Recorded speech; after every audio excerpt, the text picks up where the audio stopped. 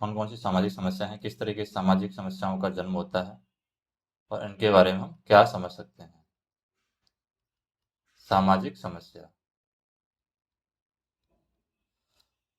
तो आजकल जो सामाजिक समस्याओं को हम समाजशास्त्र का ही भाग मानते हैं, और समाजशास्त्र का जो क्षेत्र है वो बहुत व्यापक है। इसमें परिवार का समाजशास्त्र हो सकता है, अपराध हो सकता है, उपचार का समाजशास्त्र हो सकता है, अपराध और उपचार किस तरीके से किया जाए, शिक्षा का समाजशास्त्र हो सकता है, पर्यावरण का समाजशास्त्र हो सकता है, ये सभी शामिल हैं।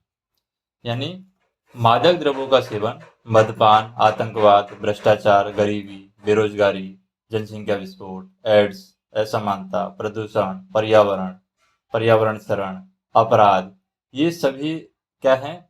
व्यक्तिगत समस्याएं नहीं हैं, अपितु ये जनसाधारण को सामान्य रूप से प्रभावित करती हैं। और व्यक्तिगत समस्या क्या होती है? व्यक्तिगत समस्या वह समस्या है जो एक व्यक्ति या एक समूह को प्रभावित करती है और उसका समाधान उस व्यक्ति या समूह के निकटतम वातावरण में हो जाता है। इसके विपरीत एक होती है जन विषय, यानी पब्लिक जो इश्यू होते हैं।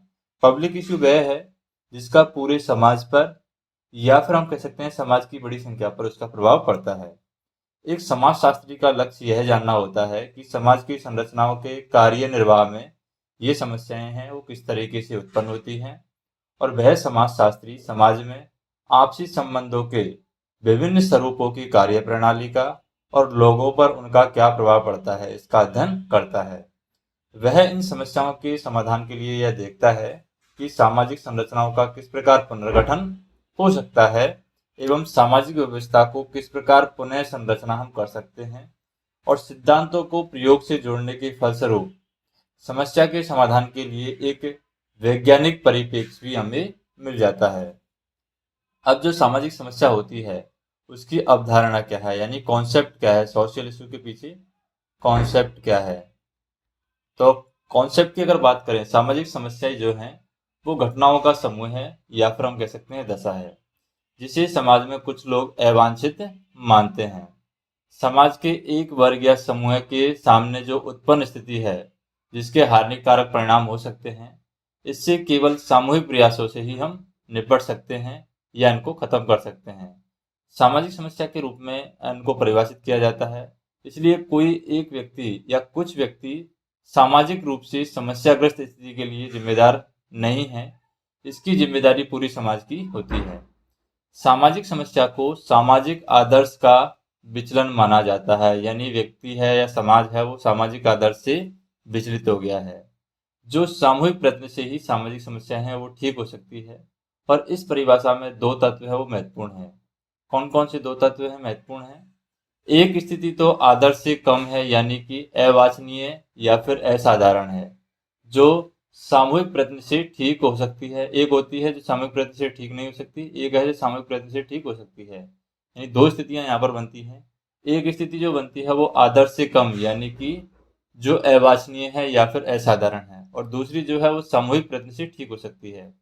यानी कि यद्यपि हम इसका निर्धारण करना सरल नहीं है कौन सी स्थिति आदर्श है और कौन सी स्थिति नहीं है। ऐसा कोई मापदंड नहीं है जिसे जांचने के लिए प्रयोग में लाया जा सके। फिर भी यह स्पष्ट है कि सामाजिक आदर्श कोई मनमाना विचार या मत नहीं है। सामाजिक समस्या शब्द है, उसी विषय के लिए ये सामाजिक आदर्श है वो प्रयोग किया गया है, जिसे सामाजिक आचार शास्त्र यानी सामूहिक संबंधों में आचार व्यवहार को सही और गलत ये बताता है। और समाज जो कि सार्वजनिक कल्याण को प्रोत्साहित करता है या सार्वजनिक व्यवस्था को बनाए रखता है, इसको प्रतिकूल ये समझते हैं। विषय ऐसा भी होना चाहिए जिसका एक व्यक्ति स्वयं समाधान न कर सके। यदि किसी व्यक्ति को नौकरी चाहिए और उसे पाने के लिए उसे दूसरों के साथ प्रतियोगिता में भाग लेना पड़ता है, तो यह केवल एक व्यक्तिगत समस्या है। इसी प्रकार यदि किसी व्यक्ति को मादक द्रव्यों के सेवन की आदत पड़ गई है और उसे छोड़ने के लिए उसे यदि किसी मनोचिकित्सीय संस्थान या सामुदायिक केंद्र में भर्ती होना पड़े, तो वह भी उसकी व्यक्तिगत समस्या है। दूसरी ओर यदि किसी देश में 3-4 करोड़ व्यक्ति बेरोजगार हैं और कोई व्यक्ति अकेला उसके लिए प्रभावी कदम नहीं उठा सकता, तो उसके समाधान के लिए एक संगठित प्रयास की आवश्यकता है। और इस प्रकार एक तरह की परिस्थिति में एक समस्या है वो व्यक्तिगत समस्या होती है और दूसरी में वही समस्या है सामाजिक समस्या होगी। तो सामाजिक समस्या कब कहलाएगी? जब बहुत सारे लोगों के लिए वो समस्या एक बन रही है तो वो सामाजिक समस्या बन जाएगी। और अगर उसका समाधान एक व्यक्ति या एक समूह विशेष के लिए है तो वो व्यक्तिगत समस्या में आ जाती है। परंतु समय के साथ साथ सामाजिक समस्याएं हैं वो बदलती रहती हैं। जो कुछ दशक पहले सामाजिक समस्या नहीं मानी जाती थी, वह 2 दशक पश्चात एक नाजुक सामाजिक समस्या बन सकती है। उदाहरण के लिए हम देखें, अगर हमारे देश में 20वीं शताब्दी के 40 से पहले के दशक में जनसंख्या विस्फोट को एक सामाजिक समस्या के रूप में नहीं देखा जाता था, परंतु 50 के दशक में जब यह नाजुक समस्या बन गई तो सामाजिक परिवर्तन नई स्थितियों को जन्म देता है, जिसमें एक घटना एक सामाजिक समस्या बन जाती है। 40 के दशक में भारत में युवा संतोष जैसी कोई समस्या नहीं थी, परंतु 50 और 60 के दशक में यह समस्या बन गई और 70, 80 और 90 के दशकों में तो यह गंभीर समस्या बन गई और अब नई शताब्दी में भी यही स्थिति बनी हुई है। सामाजिक समस्या की अवधारणा के बारे में और दृष्टिकोण पर विचार किया जा सकता है। जैसे कि अगर हम बात करें, फुलर और मेयर्स, इन्होंने सामाजिक समस्या को परिभाषा देते हुए कहा है कि यह वह स्थिति है जिसे व्यक्ति की बड़ी संख्या आकांक्षित सामाजिक मानदंडों से विचलन मानती है। और रेनहॉल्ट ने सामाजिक समस्या को यह कहकर व्याख्या की है कि यह वह स्थिति है जिसमें समाज का एक खंड या एक बड़ा भाग प्रभावित होता है, जिस जिसके ऐसे हानिकारक परिणाम हो सकते हैं या होते हैं जिनका सामूहिक रूप से समाधान संभव है। तो इस प्रकार किसी भी सामाजिक समस्या की स्थिति के लिए कोई व्यक्ति या कुछ व्यक्ति उत्तरदायी नहीं होते हैं। इस पर नियंत्रण पाना एक व्यक्ति या कुछ व्यक्तियों की बस की बात नहीं है। इसका उत्तरदायित्व सामान्य रूप से पूरे समाज पर होता है। मर्टन और निस्बट का विचार है कि सामाजिक समस्या व्यवहार का एक ऐसा रूप है जिसे समाज का एक बड़ा भाग है व्यापक रूप से स्वीकृत या अनुमोदित मानदंडों का उल्लंघन मानता है। यह परिभाषा मद्यपान, भ्रष्टाचार या सांप्रदायिक जैसी समस्याओं पर ठीक बैठती है, परंतु जनसंख्या विस्फोट जैसी समस्या पर यह ठीक नहीं बैठती है। कुछ समस्याएं जो हैं वो व्यक्तियों के असाधारण और विचलित व्यवहार से पैदा नहीं होती, परंतु साधारण और स्वीकृत व्यवहार से होती हैं। राव और सेलजनिक का कहना है कि सामाजिक समस्याएं जो हैं वो मानव संबंधों की वह समस्या है जो समाज को संकट में डालती है और कई लोगों की महत्वपूर्ण आकांक्षाओं को प्राप्त करने में रुकावट पैदा करती है। और कार के अनुसार सामाजिक समस्या उस समय उत्पन्न होती है जब हम किसी कठिनाई के प्रति चेतन हो जाते हैं और जब हमारी अभिरुचियां और यथार्थता के बीच खाई आ जाती है। हार्वर्ड जो ब्लूमर है वो लिखते हैं कि सामाजिक समस्याओं में वे कार्य और व्यवहार के संरूप आते हैं जिन्हें बड़ी संख्या में लोग समाज के प्रति घातक मानते हैं या सामाजिक प्रतिमानों का उल्लंघन समझते हैं, जिन्हें सुधारना वे संभव और वांछनीय मानते हैं। पॉल लैंडिस के विचार में सामाजिक समस्याएं व्यक्तियों के वे कल्याण संबंधी आकांक्षाएं हैं जो पूरी नहीं हो पाई हैं। और क्लेरेंस मार्शल ने कहा है कि सामाजिक समस्या एक ऐसी स्थिति को दर्शाती है जो समाज के सुयोग्य पर्यवेक्षकों की एक बड़ी संख्या को अपनी ओर आकर्षित करती है, उनसे अनुरोध व अपील करती है कि वे उनका पुनर्व्यवस्थापन करें या किसी न किसी प्रकार की सामाजिक कार्यवाही से उसे ठीक करें। हार्टन और लेस्ले लिखते हैं कि सामाजिक समस्या एक ऐसी स्थिति है जो व्यक्तियों की एक बड़ी संख्या को ऐसे तरीकों से प्रभावित करती है जो अवांछनीय समझे जाते हैं और यह सोचा जाता है कि सामूहिक सामाजिक क्रिया के द्वारा ही उनके बारे में कुछ किया जा सकता है। यद्यपि यह परिभाषा इस बात पर बल देती है कि सामाजिक समस्या एक ऐसी स्थिति है जो व्यक्तियों की एक बड़ी संख्या को प्रभावित करती है, परंतु वह व्यक्तियों की सही संख्या नहीं बतलाती है जो उससे प्रभावित होते हैं। यह केवल यह संकेत देती है कि इससे काफी व्यक्ति प्रभावित होने चाहिए जिससे वह उसके ध्यान को आकर्षित कर ले और इसके बारे में बात करना लिखना प्रारंभ कर दे। ऐसी स्थिति के बारे में जनता की चिंता इससे आकी जा सकती है और उस विषय पर कितने लेख लोकप्रिय पत्रिकाओं में छपे हैं। और 80 के दशक तक भारत में पर्यावरण प्रदूषण की समस्या को गंभीरता से नहीं लिया गया था। इसका यह प्रमाण है कि उस समय के इस विषय पर अखबारों और पत्रिकाओं में अधिक लेख प्रकाशित नहीं हुए थे। पिछले 9 या 10 वर्षों में इस विषय पर कई लेखों में छपना इस बात का सूचक है कि इस स्थिति ने अब चारों ओर व्यक्तियों का ध्यान आकर्षित कर लिया है और अब यह एक सामाजिक समस्या बन गई है। हार्टन की इस परिभाषा में दूसरा तत्व जो ज्यादा ध्यान आकर्षित करता है ऐसे तरीकों से है जो अवांछनीय समझे जाते हैं। जब तक भारत में लोग सती प्रथा को वांछनीय समझते थे, यह एक सामाजिक समस्या नहीं थी। तो ये कौन बोल रहे हैं? ये हार्टन के विचार हैं। यहाँ पर हार्टन बता रहे हैं कि जब तक क्या है लोग सती प्रथा को वांछनीय समझते थे तब तक यह सामाजिक समस्या नहीं थी, और जब राजा राममोहन राय ने इस विषय में पहल की और भारी संख्या में लोगों ने उन्हें समर्थन दिया तो इस प्रथा को घातक और भयंकर कहकर आलोचना की गई, और तभी सती प्रथा एक सामाजिक समस्या बनी। और सितंबर 1987 में जब 21 वर्ष की एक राजपूत कन्या रूप कंवर राजस्थान के सीकर जिले में दिवराला गांव में अपने पति की चिता पर सती हो गई, तो उसके पश्चात ही इस प्रथा की भर्त्सना की गई और भारत सरकार ने इसके विरुद्ध एक कानून बनाया जिसके अंतर्गत किसी स्त्री को सती होने के लिए विवश करने वाले व्यक्तियों को कड़ी सजा देने का प्रावधान किया गया है। सामाजिक समस्या में एक नैतिक मूल्यांकन होता है, एक ऐसी भावना होती है कि स्थिति हानिकारक है और इसके परिवर्तन आवश्यक हैं। 20वीं शताब्दी के अगर हम 70, 80, 90 के दशकों में भ्रष्टाचार एक सामाजिक समस्या के रूप में लिया जाने लगा। यद्यपि हमारे देश में यह पहले से भी व्याप्त था। पत्नी को पीटना, बाल मजदूरी, बालकों के साथ दुर्व्यवहार जैसे जो विवाद विषय हैं अब भी गंभीर सामाजिक समस्याओं की परिधि में नहीं आते हैं, जबकि ये सामाजिक समस्याओं का रूप लेते जा रहे हैं। उन स्थितियों को सामाजिक समस्या नहीं माना जाता जो बदली नहीं जा सकती और जिन्हें टाला नहीं जा सकता। इस प्रकार कुछ वर्ष तक अकाल को सामाजिक समस्या नहीं माना जाता था, क्योंकि लोगों में यह विश्वास व्याप्त था कि बरसात का कम होना इंद्र के प्रकोप का परिणाम है। और आजकल राजस्थान और गुजरात जैसे राज्यों में अकाल को सामाजिक समस्या के रूप में लिया जाता है और इसका कारण नहरों का आर्थिक साधनों की कमी से पूरा नहीं होना माना जाता है। आंध्र प्रदेश, तमिलनाडु, कर्नाटक, राजस्थान, उत्तर प्रदेश, बिहार और मध्य प्रदेश जैसे राज्यों में पीने के पानी की कमी सामाजिक समस्या तब बनी जब लोगों को आभास हुआ कि वे यह संकट ऐसा नहीं या लोगों को यह आभास हुआ कि संकट ऐसा नहीं है जिसको भोगने के अलावा कोई विकल्प नहीं है, इसको हटाने के लिए कुछ उपाय किए जा सकते हैं। और इस प्रकार जब लोगों में यह विश्वास जागृत हो गया तो उनके रोकने और निवारण की संभावना है, तभी वे उन स्थितियों को सामाजिक समस्या मानते हैं। हार्टन और लेस्ली की परिभाषा का अगर अंतिम भाग की बात करें, सामूहिक क्रिया यानी सामाजिक समस्या का समाधान एक व्यक्ति या कुछ व्यक्तियों से हो सकता है। सारी सामाजिक समस्याओं से सामाजिक स्तर पर निपटा जा सकता है, यानी यह विश्वास किया जाता है कि उनका समाधान जनता की रुचि, वाद विवाद, जनमत रचना और दबाव से ही हो सकता है। वेनबर्ग के अनुसार सामाजिक समस्याएं ऐसी व्यवहारिक संरूप और स्थितियां होती हैं जो सामाजिक प्रक्रिया से उत्पन्न होती हैं। समाज के कई सदस्य इनको इतना आपत्तिजनक और अवांछनीय मानते हैं कि उन्हें विश्वास हो जाता है कि इनका सामना करने के लिए सुधारक नीतियां, कार्यक्रम और सेवाएं आवश्यक हैं।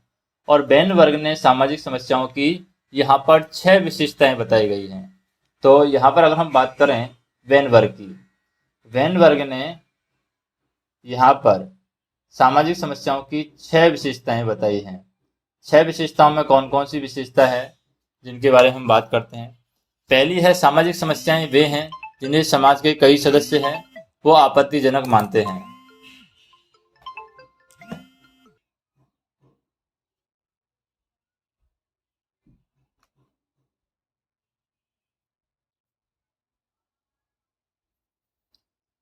यहाँ पर जो सोशल इश्यू हैं, जैसे जो 6 विशेषताएं यहाँ पर बताई गई हैं, वेनबर्ग ने सामाजिक समस्याओं की जो 6 विशेषताएं बताई गई हैं उनमें पहली विशेषता की अगर हम बात करें, समाज के कई सदस्य उन समस्याओं को या सामाजिक समस्या वे होती हैं जिनको समाज के कई सदस्य आपत्तिजनक मानते हैं, इसलिए उन प्रतिकूल स्थितियों को जिन्हें समाज निंदनीय नहीं मानता है सामाजिक समस्या हम नहीं मान सकते हैं या नहीं माना जा सकता। उदाहरण के लिए अगर मदिरा पान को समाज आपत्तिजनक नहीं समझता है तो वह सामाजिक समस्या नहीं है, परंतु यदि समाज मदिरा सेवन में अंतर्निष्ठ समस्याओं के प्रति सजग है और उन पर वाद विवाद करता है, उसके परिणामों का अध्ययन करता है, उसे नियंत्रण में रखने के लिए किसी सुधारक कार्य की रूपरेखा अगर बनाता है तो उसे सामाजिक समस्या का दर्जा प्राप्त हो जाता है, भले ही उसमें मूल स्थिति में कोई परिवर्तन नहीं हुआ हो, लेकिन अगर समाज का ध्यान उस ओर आकर्षित होता है तो वो सामाजिक समस्या बन जाती है। दूसरी विशेषता यह है कि सामाजिक समस्या क्या है, बदल जाती हैं यदि उनसे संबंधित व्यवहार के संरूप या भिन्न भिन्न रूपों की व्याख्या की जाए। उदाहरण के लिए अगर हम बात करें, जैसे अगर हम बात करते हैं कुछ दशकों पहले मानसिक रोग को पागलपन कहा जाता था और इसको इतना लज्जाजनक माना जाता था कि परिवार अपने सदस्य के मानसिक रोग को गुप्त रखते थे, और अब क्या है, मानसिक रोग एक प्रकार का विचलित व्यवहार माना जाता है, इसलिए इसका उपचार अब अधिक वास्तविक और प्रभावी ढंग से किया जाता है। तो ये पागलपन का उदाहरण हम ले सकते हैं दूसरी विशेषता में। तीसरी विशेषता में क्या बताया गया है, सामाजिक समस्याओं के क्षेत्र और महत्ता के बारे में जागरूकता उत्पन्न करने में जनसंचार माध्यम जैसे कि अखबार, दूरदर्शन, आकाशवाणी, पत्रिकाएं, सिनेमा ये महत्वपूर्ण भूमिका निभाते हैं। तो सोशल मीडिया का हम रोल यहाँ पर देख सकते हैं। और फिर सामाजिक समस्या जो है, चौथी विशेषता ये कि सामाजिक समस्याएं समाज के मूल्यों और संस्थाओं के संदर्भ में देखी जानी चाहिए। उदाहरण के लिए हम बात करें, अमेरिका में प्रजातीय प्रतिद्वंदिता की समस्या भारत की छुआछूत की समस्या से भिन्न है, क्योंकि अमेरिका में क्या है, प्रजातीय प्रतिद्वंदिता की समस्या है, और भारत में क्या है, छुआछूत की समस्या है। ये दोनों अलग अलग समस्याएं हैं। फिर पांचवी विशेषता बताई गई है कि सामाजिक समस्याओं का विश्लेषण उन पर सामूहिक प्रतिक्रियाओं और सामाजिक संबंधों से पड़ने वाले प्रभावों को ध्यान में रख करके किया जाना चाहिए। और छठी विशेषता ये है सामाजिक समस्याओं की कि सामाजिक समस्याएं इतिहास के साथ साथ क्या है, बदलती रहती हैं। इसलिए समकालीन समस्याएं आज के समाज के मामले में, जैसे कि 1947 से 48 में शरणार्थियों को बसाने की समस्या हो गई, 1968 में असम के शरणार्थियों को बसाने की समस्या से अलग है, क्योंकि 1968 में हमने असम के शरणार्थियों को बसाने की समस्या देखी है। 1947-48 में जो शरणार्थी बसाने की समस्या थी वो अलग थी, यानी समय के अनुसार ही बदलती है। वैसे ही अगर हम बात करें 1988-89 में श्रीलंका से आए हुए तमिलों की समस्या अलग है। सितंबर 1990 में कुवैत और इराक से जो आए थे, जुलाई 2000 में फिजी से जो आए थे इन भारतीयों की समस्या अलग अलग है। इस प्रकार इंग्लैंड में 1988 में अप्रवासियों की समस्या 1967 और 1947 की समस्याओं से भिन्न है। अब सामाजिक समस्याओं की क्या है विशेषताओं की अगर हम बात करें, सामाजिक समस्याओं की विशेषताओं से हम पहचान सकते हैं कि ये सामाजिक समस्या में आएगी या नहीं आएगी, या इसको सामाजिक समस्या माना जाए या नहीं माना जाए। सभी सामाजिक समस्याएं ऐसी स्थितियां हैं जिनसे समाज के लिए हानिकारक परिणाम प्राप्त होते हैं। सभी सामाजिक समस्याएं आदर्श स्थिति से विचलित मानी जाती हैं। सभी सामाजिक समस्याओं की उत्पत्ति का कोई समान आधार नहीं होता है। सभी सामाजिक समस्याएं मूल में सामाजिक ही होती हैं, और सभी सामाजिक समस्याएं अंतर संबंधित होती हैं, और सभी सामाजिक समस्याओं के परिणाम हैं सामाजिक होते हैं, यानी कि वे समाज के सभी खंडों पर प्रभाव डालती है। सभी सामाजिक समस्याएं हैं दोषपूर्ण सामाजिक परिस्थितियों की वजह से होती हैं। सामाजिक समस्याओं का जो दायित्व है सामाजिक है, उसके निवारण के लिए एक सामूहिक उपागम की आवश्यकता होती है। सामूहिक रूप से ही हम उनका हल निकाल सकते हैं। सभी सामाजिक समस्याएं सभी समाजों में पाई जाती हैं। अब सामाजिक समस्याओं पर किस तरीके से प्रतिक्रियाएं दी जाती हैं, किस तरीके से रिएक्शन दिया जाता है, उसकी अगर हम बात करें, क्या सब प्रतिक्रियाएं हमें देनी चाहिए। सामाजिक समस्याओं के प्रति विभिन्न व्यक्तियों की विभिन्न विभिन्न प्रतिक्रियाएं होती हैं। ये भिन्नताएं 4 कारकों से समझाई जा सकती हैं कि क्यों भिन्नता इनमें होती है। जैसे कि उदासीनता का रुख होता है। उदासीनता का रुख मतलब उदासीन तरीके से उसकी तरफ व्यवहार करते हैं। उदासीन का रुख कैसे हो गया, कई लोग हैं किसी समस्या के प्रति यह सोचकर उदासीन रहते हैं कि उनको वह प्रभावित नहीं करती है। कभी कभी पारिवारिक तनाव और नौकरी के दबाव जैसी अपनी या उनकी अपनी समस्याएं उन्हें इतना व्यस्त रखती हैं कि दूसरों को प्रभावित करने वाली बातों में रुचि लेने के लिए उनके पास समय नहीं होता है, और वे उसी समय उत्तेजित होते हैं और समस्या में रुचि लेना प्रारंभ करते हैं जब उनके स्वार्थ खुद के फंसते हैं, तभी वो उनमें रुचियां लेना स्टार्ट करते हैं। दूसरा, कुछ लोग हैं भाग्यवादी होते हैं, यानी भाग्यवाद को प्राथमिकता देते हैं। तो भाग्यवाद में अगर हम बात करें, कुछ व्यक्ति हैं भाग्यवाद में इतना अधिक विश्वास रखते हैं कि वे सब बातों के लिए भाग्य को उत्तरदायी मानते हैं। गरीबी और बेरोजगारी जैसी समस्याओं को वे दुर्भाग्य और पिछले कार्यों का फल मानते हैं, इसलिए वे दुर्भाग्य को चुपचाप सहते रहते हैं और किसी चमत्कार के होने की प्रतीक्षा करते रहते हैं, जैसे धर्म व भाग्य पर निर्भर होना। तीसरा होता है निहित स्वार्थ, किसी किसी का उसमें स्वार्थ भी रहता है, इसलिए वो समस्या पर ध्यान देना नहीं चाहता। कुछ व्यक्ति हैं विद्यमान समस्याओं में इसलिए रुचि नहीं रख दिखाते हैं क्योंकि उनके रहते उनके स्वार्थ हैं वो सिद्ध होते हैं। वे अपने स्वार्थ से प्रेरित होकर के समस्या को हल से परे बताते हैं और उसके निवारण के लिए प्रयत्न करने को समय का अपव्यय बताते हैं, जैसे जातिवाद और वर्गवाद के कारण राजनीति में स्थान बनाना। तो राजनीतिक जो लोग हैं वो जातिवाद और वर्गवाद को खत्म करना नहीं चाहते, क्योंकि उनमें उनका स्वार्थ छिपा हुआ है। फिर है विशेषज्ञ ज्ञान का अभाव। ये भी हो सकता है कि उससे रिलेटेड हमें ज्ञान ना हो, विशेषज्ञ ज्ञान का अभाव। तो इसमें अगर हम बात करें प्रतिक्रिया में, कुछ व्यक्ति समस्या के प्रति चिंतित होते हुए भी उनमें यह सोचकर रुचि नहीं लेते हैं कि जब तक लोग अपनी मनोवृत्ति और मूल्यों को नहीं बदलते हैं तब तक उनका निवारण असंभव है। परिवर्तन करने से पहले दृष्टिकोण में परिवर्तन होना आवश्यक है, क्योंकि वे उस समस्या के हल की वैकल्पिक संभावनाओं को ढूंढने के प्रति उदासीन रहते हैं। जैसे दहेज प्रथा प्रथा जो है वो हमारे समाज की एक ऐसी ही समस्या है। कुछ लोगों में सामाजिक समस्याओं के बारे में गलत और अविश्वसनीय या सतही ज्ञान या भ्रामक धारणाएं होती हैं। तो हम इस प्रकार की 8 भावनाएं बता सकते हैं। कौन कौन सी 8 भावनाएं हैं? पहली भावना यह है, यह सोचना गलत है कि सामाजिक समस्याओं के स्वरूप के बारे में सब लोगों में सहमति है। उदाहरण के लिए कुछ लोग सोचते हैं कि मादक द्रव्यों का सेवन भारत की एक सामाजिक समस्या है, जबकि कुछ और लोग कहते हैं कि यह सामाजिक समस्या नहीं मानी जा सकती, क्योंकि देश के विभिन्न भागों में हुए या विभिन्न भागों में किए गए अनुभाविक अध्ययन ये बताते हैं कि मादक द्रव्यों का सेवन बहुत कम है। इसी प्रकार भारत में स्वतंत्रता के बाद हरिजनों की मुक्ति के लिए किए गए उपायों के कारण कुछ व्यक्ति अस्पृश्यता को अब सामाजिक समस्या नहीं मानते, जबकि दूसरों की दृष्टि में यह अब भी एक सामाजिक समस्या है। उदाहरण के लिए हम बात करें, ग्रामीण क्षेत्रों में वे उन हरिजनों के उत्पीड़न या उनकी पिटाई की बात करते हैं जिन्हें सितंबर 1988 में राजस्थान के नाथद्वारा मंदिर में प्रवेश से रोका गया था, और उनसे क्षुब्ध होकर के भारत के पूर्व राष्ट्रपति आर वेंकट रमन ने घोषणा की कि नाथद्वारा मंदिर में प्रवेश के लिए हरिजनों के जत्थे का नेतृत्व करने को वे तैयार हैं। और इस प्रकार कुछ समस्याओं की विद्यमानता पर पूर्ण सहमति हो सकती है, जबकि दूसरों पर बिल्कुल नहीं। दूसरा, यह सोचना भ्रामक है कि सामाजिक समस्याएं प्रकृति उत्पन्न करती है और वे अपरिहार्य हैं। वास्तव में कोई सामाजिक समस्या आदमी के नियंत्रण के परे नहीं है। आवश्यकता केवल यह है कि कुछ विशेष सामाजिक व्यवस्थाओं में परिवर्तन कर दिया जाए।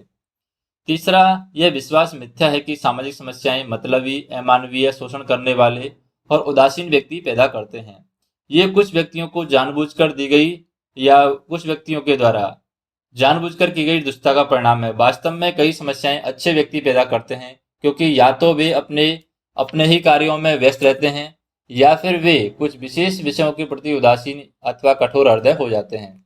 उदाहरण के लिए हम बात करें, गंदी बस्तियों का विकास अमीर व्यक्तियों और राजनीतिज्ञों की कठोरता और निर्दयता के कारण होता है, जबकि यह माना जाता है कि गंदी बस्तियां पारिवारिक विघटन का बढ़ावा देती हैं, कुछ प्रकार के अपराधों को बढ़ाती हैं। तथापि उनकी उदासीनता, चिंतन और व्यवहार के पीछे कोई बुरा उद्देश्य नहीं है।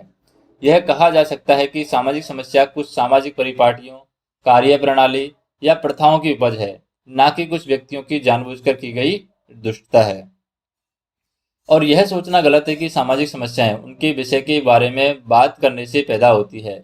समस्याएं इस कारण से उत्पन्न नहीं होती कि उनके बारे में व्यक्ति अनुत्तरदायी ढंग से बात करते हैं या इस प्रकार दूसरों को उत्तेजित करते हैं या अशांति उत्पन्न करते हैं या घृणा की भावना जागृत करते हैं।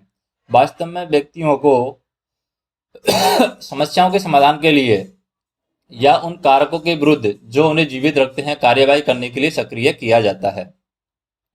फिर यह मानना गलत है कि सभी लोग सामाजिक समस्याओं के समाधान के पक्षधर होते हैं। उदाहरण के लिए हम बात करें, रूढ़िवादी ब्राह्मण कदाचित अस्पृश्यता की समस्या पर वाद करने में कोई रुचि नहीं रहते हैं। कई अनुसूचित जातियां, जनजातियां और दूसरी पिछड़ी जातियां या वर्गों के सदस्य पिछड़े रहना इसलिए अधिक पसंद करते हैं जिससे उन्हें आरक्षण के लाभ मिलते रहें, या कई पूंजीवादी संपूर्ण रोजगार के इस कारण पक्षधर नहीं होते हैं क्योंकि कम वेतन पर पर्याप्त संख्या में श्रमिक उपलब्ध नहीं होंगे। और कई मकान मालिक अधिक भवनों के निर्माण में इसलिए रुचि नहीं लेते हैं कि उनमें किराए कम हो जाएंगे, और एक कमरे वाले भवनों के मालिक अपने निहित स्वार्थों के कारण गंदी बस्तियों को हटाए जाने में रुचि नहीं दिखाते हैं। इसी प्रकार निहित स्वार्थों के कारण सामाजिक समस्याओं के निदान में रुचि नहीं रखने वाले व्यक्तियों की संख्या भी बहुत अधिक है। और यह भावना सही है कि सामाजिक समस्याएं जो है स्वयं ही अपना निवारण कर लेंगी। इस युग में यह मानना समय अपने आप सारी समस्याओं का समाधान कर लेगा कल्पित, अयथार्थ और अवास्तविक है। यह अकर्मण्यता को केवल भ्रामक रूप से तार्किक बनाना है। वास्तव में यह भावना निर्धनता, प्रदूषण और जनसंख्या जैसी समस्याओं को अधिक विकराल बना देती है। और यह भावना भ्रामक है कि तथ्यों के उजागर करने मात्र से समस्या का समाधान हो जाएगा। यद्यपि यह सच है कि पूरे तथ्यों को एकत्रित किए बिना कोई भी समस्या बुद्धिमानी से नहीं समझी जा सकती, परंतु यह भी सच है कि एकत्रित आंकड़ों की वैज्ञानिक व्याख्या के अभाव में समस्या के समाधान पर कोई भी व्यक्ति या कोई भी युक्ति है नहीं अपनाई जा सकती। उदाहरण के लिए युवकों में मादक द्रव्यों के सेवन की मात्रा और उनके विस्तार, उनके द्वारा उपयोग किए जा रहे मादक द्रव्यों के प्रकार, उनके सेवन के तरीके, उनके पाने के स्रोत और उनका सेवन छोड़ने से उत्पन्न हुए मानसिक विकार के बारे में तथ्यों को केवल मात्र एकत्रित करने से उन पर नियंत्रण करने के उपायों को सुझाने में अधिक सहायता नहीं मिलेगी। इसके लिए हमें मादक द्रव्यों के सेवन का कारण, मित्र समूह के सदस्यों की भूमिका, मादक द्रव्यों को नियंत्रण करने में परिवार की भूमिका जैसे तथ्यों का विश्लेषण करना होगा, उनकी व्याख्या करनी होगी। आंकड़े अपने आप में तब तक निरर्थक हैं जब तक कि उनका अर्थपूर्ण और वस्तुनिष्ठ व्याख्या न की जाए। यह सोचना भ्रमपूर्ण या असत्य है कि संस्थागत परिवर्तन के बिना समस्याओं का समाधान हो सकता है। बिना योजना बनाए, बिना संरचना में परिवर्तन किए, बिना समायोजन और अनुकूलन किए या बिना वर्तमान संस्थाओं और प्रथाओं में परिवर्तन किए समस्याओं का समाधान असंभव है। उदाहरण के लिए हम भ्रष्टाचार का तब तक उन्मूलन नहीं कर सकते जब तक कि लोग अपने मूल्यों और विश्वासों में परिवर्तन नहीं करते हैं। नए कानून नहीं बनते हैं। न्यायालय उच्च स्थानों पर कार्यरत भ्रष्ट व्यक्तियों या प्रतिकारी या प्रतिशोधात्मक या फिर निवारक या प्रतिरोधात्मक दंड देकर के एक उदाहरण नहीं रखते हैं। इन व्यक्तियों में भ्रष्टाचारी राजनीतिक भी यहाँ पर शामिल हैं। कई बार किसी एक समस्या का समाधान करने में कई और नई समस्याएं समाधान के लिए उत्पन्न हो जाती हैं। संस्थाओं और मूल्यों में मंद गति से परिवर्तन होने के कारण समस्याओं का समाधान सहज रूप से और शीघ्रता से नहीं होता है, बल्कि बहुत कम समय लेता है। कभी हम कुछ स्थितियों को बदलने में सफल हो जाते हैं जिनसे समस्या का आकार और उसकी आकृति कम हो जाती है। भले ही हम अपराध का पूर्ण रूप से उन्मूलन नहीं कर पाए, परंतु समाज में उसकी दर को अवश्य कम कर सकते हैं। इसके लिए हमें लोगों में फैली निराशाओं को कम करना होगा। ऐसे विकल्प प्रदान करने होंगे जिससे उनकी वह एक क्षेत्र में विफलता की क्षतिपूर्ति किसी और क्षेत्र में सफलता से हो जाए। पारिवारिक विघटन को निरस्त करना भले ही संभव न हो, परंतु परिवार में तनावों को कम करने के उपाय अवश्य खोजे जा सकते हैं। इस प्रकार सारी समस्याओं का समाधान ढूंढना संभव न हो तो भी सामाजिक समस्याओं से होने वाली जो व्यक्तिगत वेदना है उसको कम कर पाना संभव है। सामाजिक समस्याओं के कारण क्या हैं? अगर हम बात करें इनके कारण की, सामाजिक समस्याओं के कारण क्या हैं? सामाजिक समस्याओं को विकृत सामाजिक स्थितियां जन्म देती हैं। ये सभी समाजों में उत्पन्न होती हैं, चाहे वे समाज साधारण हो, छोटे हो, पृथक हो, समरूप समाज हो। उसमें सामूहिक एकात्मकता की दृढ़ भावना होती है। इसमें परिवर्तन बहुत धीमी गति से होता है या जटिल होता है। इसमें अव्यक्तिक यानी इम्पर्सनल, द्वितीयक यानी सेकेंडरी संबंध, गुमनामी, एनोमिनिटी, एकांकीपन, लॉनलीनेस, तीव्र गतिशीलता, हाई मोबिलिटी और अत्यधिक विशेषज्ञता यानी एक्सट्रीम स्पेशलाइजेशन होती है। इसमें परिवर्तन बहुत अधिक तीव्र होता है, अर्थात जहां कहीं भी जब भी व्यक्तियों के समूह में रक्त संबंध प्रभावित होते हैं जिनसे कुसमायोजन और संघर्ष उत्पन्न होते हैं। तो सामाजिक समस्याओं में कारणात्मक तत्व को समझने के ये 3 कारक यहाँ पर महत्वपूर्ण है। पहला कारक कौन सा है? कारणात्मक स्थितियां बड़ी संख्या में होती हैं। मोटे तौर पर हम इनका 2 समूह में वर्गीकरण कर सकते हैं, एक जो व्यक्तियों में पाए जाते हैं और दूसरे जो सामाजिक वातावरण में मिलते हैं। सभी समस्याओं में सभी तत्व नहीं होते हैं। प्रत्येक समस्या में कारणात्मक तत्व भिन्न होते हैं। सामाजिक समस्याएं सामान्य कारणात्मक तत्वों को सशक्त आधार प्रदान करती है। सामाजिक समस्याएं इस अर्थ में परस्पर संबंध और एक दूसरे पर निर्भर करती हैं कि वे संचित रूप से प्रोत्साहक या उत्तेजक होती हैं अथवा एक दूसरे को विकसित या प्रोत्साहित करती हैं। रेनहॉर्ट ने सामाजिक समस्याओं के विकास में 3 तत्वों का उल्लेख किया है। पहला तत्व है स्वार्थों या क्रियाओं का विभेदीकरण या फिर उनका गुणन। एक मशीन या फिर जीवित प्राणी में जितने अधिक भाग होते हैं उतने ही अधिक उनके भागों में असंतुलन की संभावना होती है। यह सिद्धांत मानव समाज पर भी लागू होता है, जहां विभिन्न व्यक्तियों, समुदाय, संस्थाओं और व्यवस्थाओं के स्वार्थों में टकराव के अवसर अधिक होते हैं।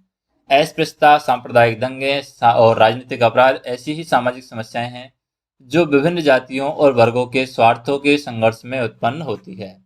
दूसरा होता है सामाजिक परिवर्तन और सभ्यता के विकास की आवृत्ति को त्वरित करना। यह वैज्ञानिक और मशीनी नवाचारों के बाहुल्य से संभव हुआ है। उदाहरण के लिए हम बात करें, मशीनों के नवाचार ने रोजगार के कई पुराने ढांचों को समाप्त कर दिया है, जिसके परिणाम स्वरूप लाखों लोग हैं उनको प्रवास करना पड़ा है, माइग्रेशन करना पड़ा है, जिससे विभिन्न वर्गों में संघर्ष उत्पन्न हुए हैं। और इस प्रकार क्रांतिकारी आविष्कारों से उत्पन्न संरचनात्मक और प्रकारात्मक जो कुसमायोजन है, इससे कई सामाजिक समस्याओं को जन्म देते हैं। तीसरा होता है वैज्ञानिक विश्लेषण करने की मानव की विकसित अंतर्दृष्टि। जब मानव ने प्रकृति की गतिविधि का अध्ययन करने के लिए सामाजिक अंतर्दृष्टि विकसित की है, तो वे विषय जो पहले साधारण समझे जाते थे, अब कई तरह की या कई प्रकार की उन प्राकृतिक स्थितियों के कारणवश अवश्य समझे जाते हैं जो मानव और समाज को प्रभावित करते हैं। सामाजिक समस्याओं के सैद्धांतिक उपागम क्या हो सकते हैं, यानी थ्योरेटिकल अप्रोच क्या है सोशल प्रॉब्लम के लिए। यद्यपि सामाजिक समस्याएं अनिवार्य रूप से व्यक्तिनिष्ठ होती हैं, फिर भी उनका वैज्ञानिक रूप से अध्ययन हो सकता है। हम कुछ ऐसे सैद्धांतिक उपागमों पर विचार करेंगे जो सभी प्रकार की सामाजिक समस्याओं को विश्वव्यापी व्याख्या देते हैं। जैसे कि सामाजिक विघटन के उपागम क्या हो सकते हैं, यानी समाज का विघटन ना हो, तो सामाजिक विघटन के उपागम क्या हो सकते हैं, किस तरीके से सामाजिक जो विघटन है उसको कम किया सकता है। सामाजिक विघटन समाज, समुदाय या समूह की वह स्थिति है जिसमें सामाजिक नियंत्रण, सामाजिक व्यवस्था या औपचारिक या अनौपचारिक प्रतिमान जो उचित व्यवहार को परिभाषित करते हैं टूट जाते हैं। आपसी सहयोग, सामान्य मूल्य, एकता, अनुशासन, भविष्यवाणी करने के सामर्थ्य की कमियां इसके लक्षण हैं। वॉरेन ने यह कहकर इसका वर्णन किया है कि यह वह स्थिति है जिसमें सर्वसम्मति का अभाव, समूह के उद्देश्यों के बारे में मतभेद होते हैं, संस्थाओं के एकीकरण का अभाव होता है, सामाजिक नियंत्रण के अपर्याप्त साधन, अस्तव्यस्तता के कारण व्यक्तियों को उनके व्यक्तिगत भूमिका निभाने पर रोक होते हैं। एलियट और मेरेल की परिभाषा के अनुसार यह एक प्रक्रिया है जिसमें समूह के सदस्यों के आपसी संबंध विच्छेद या लुप्त हो जाते हैं। सामाजिक समस्या उस समय उत्पन्न होती है जब शक्तियों के संतुलन में परिवर्तन होता है, सामाजिक ढांचे टूट जाते हैं जिससे पुराने संरूप पुनः काम नहीं कर पाते हैं। सामाजिक नियंत्रण की स्वीकृत ढांचे प्रभावी रूप से काम नहीं करते हैं। समाज की एक विघटनकारी अवस्था जिसका संकेत मानदंडों को नष्ट होने, भूमि का संघर्ष या सामाजिक संघर्ष या नैतिक पतन से मिलता है। सामाजिक समस्याओं को बढ़ावा देता है। उदाहरण के लिए बढ़ता हुआ औद्योगिकरण, शिक्षा का प्रसार और स्त्रियों के वेतनिक कार्य करने से पति पत्नी, माता पिता और बच्चों के बीच संबंध प्रभावित हुए हैं। कई पुराने नियम जो परिवार के सदस्यों और अंतर परिवारों पर लागू होते थे टूट चुके हैं। कई व्यक्ति निराश और अप्रसन्न रहते हैं।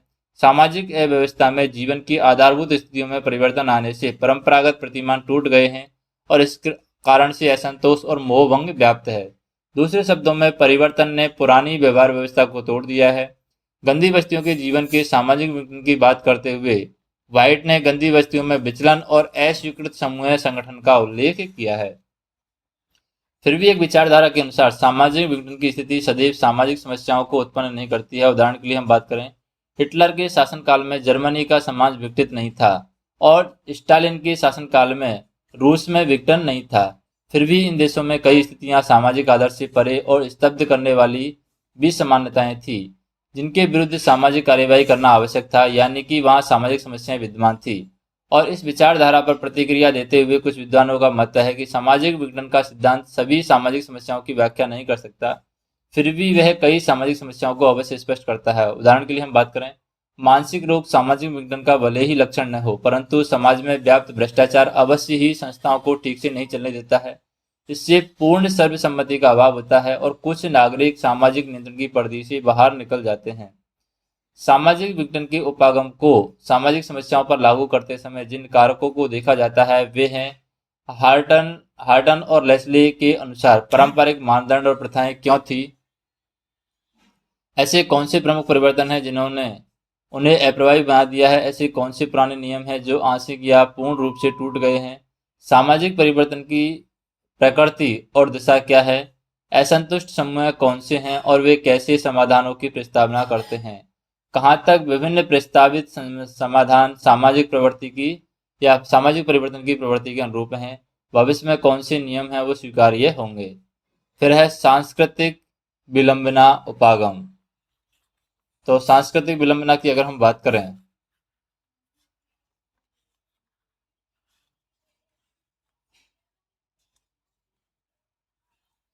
सांस्कृतिक विलंबना कल्चरल लैग अप्रोच जो होती है,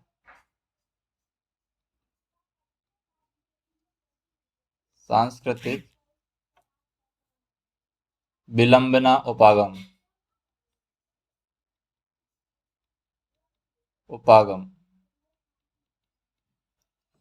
सांस्कृतिक विलंबना एक ऐसी स्थिति है जिसमें एक संस्कृति के कुछ भागों में दूसरे संबंधित भागों की अपेक्षा अधिक तीव्र गति से परिवर्तन होता है, जिसके परिणाम स्वरूप संस्कृति का समाकलन एवं संतुलन भंग हो जाता है। उदाहरण के लिए हम बात करें, औद्योगिक समाजों में विज्ञान और प्रौद्योगिकी में तीव्र गति से विकास होने के कारण भौतिक संस्कृति में अभौतिक संस्कृति की अपेक्षा तीव्र गति से परिवर्तन होता है। आगवर्न ने 1966 में कहा है कि सांस्कृतिक विलंबना का सिद्धांत विशेष रूप से यह मानता है कि आधुनिक समाजों में राजनीतिक, शैक्षणिक, पारिवारिक और धार्मिक संस्थाओं में इस प्रकार के परिवर्तन होने की प्रवृत्ति होती है। वे प्रौद्योगिकी परिवर्तनों में पिछड़ जाते हैं और इस प्रकार यह आसानी से देखा जा सकता है कि सांस्कृतिक विलंबना किस प्रकार सामाजिक समस्याएं उत्पन्न कर सकती है। 19वीं शताब्दी के आखिरी चतुर्थांश और 20वीं शताब्दी के पहले चतुर्थांश में तेजी से हुए औद्योगिकरण के उपरांत भी कुछ व्यक्ति जातीय व्यवस्था के कट्टर पाबंदियों में इतने प्रभावित थे कि वे उद्योगों में दूसरी जातियों के सदस्यों के साथ काम करने से मना कर देते हैं और उन्हें बेरोजगारी और निर्धन रह करके प्रियकर लगता था। और इस प्रकार 20वीं शताब्दी का प्रथम चतुर्थांश जो सांस्कृतिक विलंबना का काल रहा है। कृषि और उद्योगों में प्रौद्योगिकी विकास का समावेश करने में एक पीढ़ी से अधिक का समय लगा है और इस प्रकार हमारी सामाजिक समस्याओं में परंपरा की महक रही है, जबकि संसार में प्रौद्योगिकी का विकास होता रहा है। यद्यपि पहले कहा जा चुका है कि यद्यपि सांस्कृतिक विलंबना का सिद्धांत कुछ सामाजिक समस्याएं जैसे कि एड्स, जनसंख्या विस्फोट आदि की व्याख्या करता है, परंतु सभी समस्याओं को नहीं। इसलिए हमें सभी सामाजिक समस्याओं को सार्वलौकिक व्याख्या करने वाला सिद्धांत नहीं समझा जा सकता। फिर मूल्य संघर्ष उपागम, वैल्यू कॉन्फ्लिक्ट अप्रोच होती है। मूल्य संघर्ष उपागम मूल्य व्यवहार का एक सामान्य नियम है जिसके प्रति एक व्यक्ति के सदस्य दृढ़ भावनात्मक एवं वास्तविक वचनबद्धता महसूस करते हैं, जो विशिष्ट कार्यों और लक्ष्यों को आंकने के लिए एक मानदंड होता है। समूह के प्रत्येक सदस्य यह अपेक्षा की जाती है कि वह समूह द्वारा अपनाए गए मूल्यों के प्रति वचनबद्ध रहेगा और मूल्य इस प्रकार व्यवहार के सामान्य मानदंडों का कार्य करते हैं। समता, न्याय, स्वतंत्रता, देशभक्ति, गतिशीलता, व्यक्तिगता, समष्टिवाद, समझौता, बलिदान, समायोजन आदि मूल्यों के उदाहरण होते हैं। और मूल्यों के साथ तीव्र भावनाओं के जुड़े होने के कारण और उनके प्रत्यक्ष लक्ष्यों और क्रियाओं के आंकड़े या आंकने के मानदंड होने के कारण उन्हें प्राय हम स्वयंभू समझा जाता है। विभिन्न समूह की विभिन्न मूल्य व्यवस्थाएं होती हैं। दो या दो से अधिक समूह के मूल्यों में असंगति व्यक्तियों की अपनी भूमिका पालन में यदि अहस्यक पड़ती है तो उसे मूल्य संघर्ष यहाँ पर कहा जाता है। संघर्ष की यह स्थिति कुछ समय के लिए हो सकती है या स्थायी समस्या का रूप धारण कर सकती है। उदाहरण के लिए हम बात करें, श्रमिकों या मालिकों के मूल्यों में संघर्ष के कारण औद्योगिक अशांति, हड़ताल और तालाबंदी होती है, या जमीन के मालिकों या भूमिहीन किसानों के मूल्यों में संघर्ष के कारण कृषि क्षेत्र में अशांति रहती है। कृषि श्रमिकों के आंदोलन होते हैं या उदार उद्योगपति परिश्रम, मितव्ययिता, ईमानदारी और महत्वाकांक्षा को प्रोत्साहन करने में विश्वास रखते हैं। इन गुणों के लिए वित्तीय पारितोषिक प्रदान करते हैं। और दूसरी ओर रूढ़िवादी इस विचार से गहरा मतभेद रखते हैं कि मुनाफे के उद्देश्य और व्यक्तिगत पहल में विश्वास रखते हैं। इस प्रकार उत्तरवादियों और रूढ़िवादियों में केवल नीतियों के मामले में ही नहीं अपितु मूल्यों के मामलों में भी गंभीर मतभेद होते हैं। मूल्य संघर्ष सिद्धांतवादियों वॉलर, फुलर और क्यूवर और हार्बर का विश्वास है कि सामाजिक समस्याओं की उत्पत्ति और विकास में मूल्यों के संघर्ष का विशेष महत्व है। वॉलर ने संगठनात्मक और मानवीय मूल्यों के संघर्ष का उल्लेख किया है। संगठनात्मक मूल्य निजी संपत्ति और व्यक्तिवाद के पक्ष में है, जबकि मानवीय मूल्य दूसरों के कष्टों के निवारण करने के पक्षधर हैं। परंतु यह मूल्य संघर्ष सैद्धांतिक उपागम बहुत ही अस्पष्ट है। इसके विचारकों ने अपने विचारों पर विस्तृत वर्णन नहीं किया है और कदाचित सही है। हमारे सामाजिक मूल्य पैसे और भौतिक संपत्ति पर अत्यधिक बल देते हैं। यह मनोवृत्ति भ्रष्टाचार, तस्करी, मादक द्रव्यों के व्यापार, कालाबाजारी और रिश्वत लेने को प्रोत्साहित कर सकती है। परंतु सफेदपोश अपराध जैसी समस्याएं उनको मूल्यों के संघर्ष की संज्ञा नहीं दे सकती। तलाक की समस्या मूल्य संघर्ष का परिणाम हो सकती है, परंतु सभी पारिवारिक समस्याएं पति पत्नी, माता पिता या संतानों के मतभेद का कारण नहीं होती हैं। परिवार में आपसी संबंधों में सद्भावपूर्ण बनाए रखने में सामान्य मूल्यों पर सहमति सहायक सिद्ध होती है, परंतु यही एक बात पारिवारिक स्थायित्व या समूह की सफलता के लिए आवश्यक नहीं है। इस प्रकार मूल्य संघर्ष सिद्धांत अर्थशास्त्र जैसे क्षेत्रों सामाजिक समस्याओं के विश्लेषण में लाभदायक हो सकता है, परंतु इनको निसंदेह सार्वलौकिक व्याख्या नहीं माना जा सकता।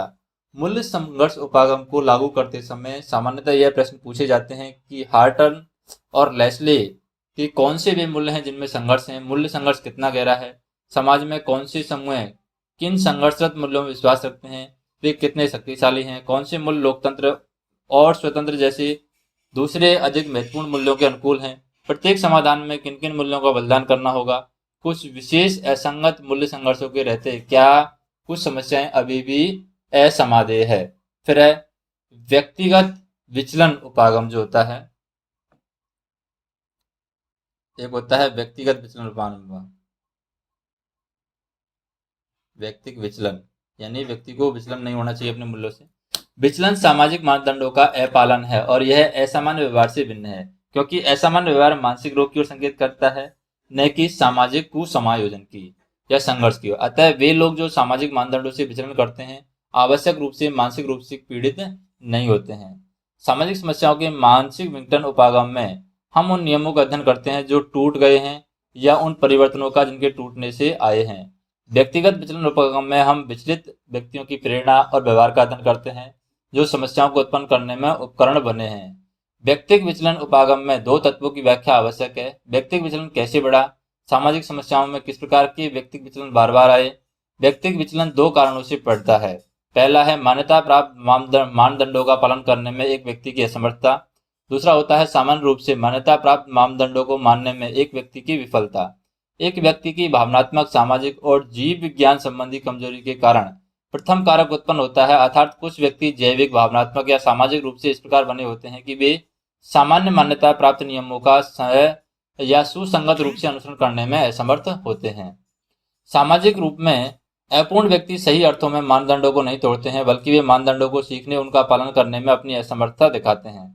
सामाजिक अपूर्णता जीव मनोविज्ञान होती है और यह विचलित व्यक्तियों को जो सामाजिक समस्याएं उत्पन्न करते हैं या समस्याओं को बढ़ाने में अपना योगदान देते हैं, अपने उपचार के लिए डॉक्टरी, मनोचिकित्सीय या पर्यावरण संबंधी या सामाजिक चिकित्सा की आवश्यकता होती है। दूसरी ओर एक व्यक्ति की सामाजिक मानदंडों की अनुपालना में विफलता का संबंध उनके सामाजिकरण की कमी के कारण होता है। यद्यपि इन व्यक्तियों ने ईमानदारी, सच्चाई, सत्यनिष्ठा, न्याय और सहयोग जैसे मानदंडों और मूल्यों को सीखा है, यद्यपि वे उन पर अमल नहीं कर पाते हैं। उनको अपने स्वार्थ के लिए झूठ बोलने, धोखा देने, शोषण करने, दूसरों को बदनाम करने की प्रवृत्ति होती है। उनका विचलन उनमें कोई अपराध भावना या लज्जा की भावना से भी जागृत नहीं करता है। अपने स्वार्थ के लिए वे किसी विषय पर अपना रुख भी बिल्कुल बदल सकते हैं। जब तक कोई स्थिति उनके निहित स्वार्थों के लिए हितकारी होती है, उन्हें उनकी तनिक भी चिंता नहीं रहती और उसके कारण सामाजिक समस्याएं बनी हुई हैं और उनका समाधान होना संभव नहीं है। हार्टन और लेस्ली ने 3 प्रकार के व्यक्तिगत विचलनों का वर्णन किया है। विचलन जो विभिन्न समूह, संदर्भ समूह के मानदंडों को मानने के फलस्वरूप होते हैं।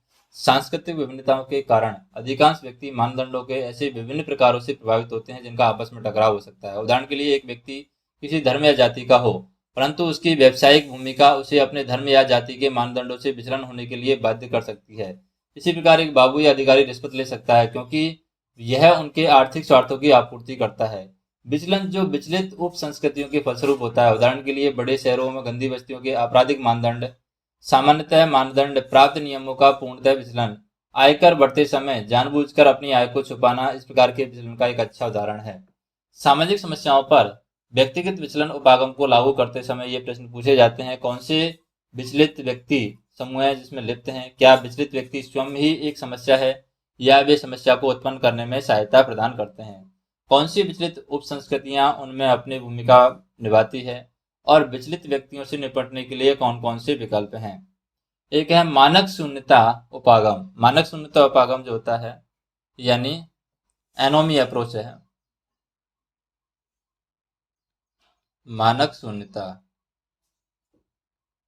उपागम, इस उपागम को मर्टन ने प्रस्तुत किया है। मानक शून्यता एक ऐसी स्थिति है जिसमें समाज अथवा समूह के मानदंड और मूल्य तुलनात्मक रूप से लोप हो जाते हैं अथवा उनमें दुर्बलता या व्यस्तता आ जाती है। एनोमी की परिकल्पना सर्वप्रथम दुर्खीम ने श्रम विभाजन और आत्महत्या को समझाने के लिए विकसित की थी, परंतु दुर्खीम की पुस्तक आत्महत्या के प्रकाशन के 41 वर्ष उपरांत मर्टन ने इसका उपयोग समाज में सामाजिक सांस्कृतिक संरचनाओं के परिचालन में उत्पन्न हुए विचलित व्यवहार को समझने के लिए किया।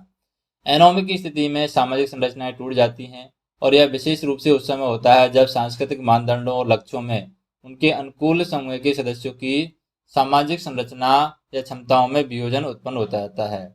एनोमी सामाजिक एकता के विचार का प्रतिरूप है। जिस प्रकार सामाजिक एकता सामूहिक विचारधारा के समाकलन की स्थिति है, एनोमी